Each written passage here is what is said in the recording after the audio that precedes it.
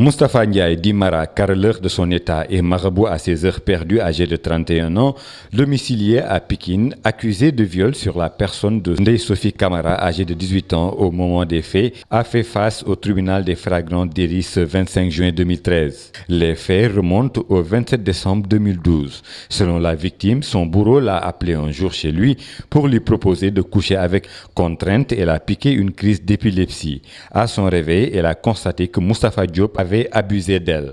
3 mois plus tard, Ndeye Sophie Camara se retrouve enceinte. Informés, les parents de la fille ont rendu visite au sieur Ndiaye pour l'en informer. Il a reconnu d'être l'auteur. Selon toujours la victime, au début, Mara achetait les ordonnances et s'occupait d'elle. Mais au bout de quelques semaines, il a arrêté sous prétexte qu'il est un marabout respectable et qu'il ne pourrait plus continuer à être le père d'un enfant hors mariage. C'est en ce moment que ses parents ont décidé de porter plainte pour non-assistance et viol, ce que le prévenu a nié en bloc. Face à la barre, Mara a déclaré que c'est la fille qui lui faisait des avances, ce qu'il a toujours refusé. Un jour, c'est la fille qui est venue chez lui pour lui proposer de coucher avec lui. Elle s'est déshabillée toute seule pour faire une relation sexuelle consentante.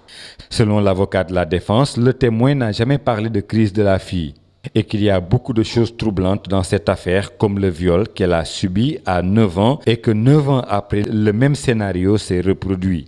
Et la fille, comme par hasard, ne montrant ni de signes de fatigue de quelqu'un qui a piqué une crise ou qui a été victime de viol. Selon l'avocat, il n'y a pas de viol. Il a demandé purement et simplement la relaxe de son client au bénéfice du doute, puisqu'il a reconnu d'être le père de l'enfant. Selon le procureur de la République, les faits sont constants, il y a eu bel et bien viol, parce que la fille a été contrainte. C'est pourquoi le ministère public a demandé la peine de 2 ans de prison ferme. Et pour l'avocat de la partie civile, Moustapha Ndiaye est un charlatan et pas un marabout. Selon lui, il a bien mûri son plan avant de passer à l'acte. Il a demandé l'application de la loi et une amende de 5 millions pour le dédommagement de sa cliente. Le délibéré est prévu pour le 2 juillet prochain.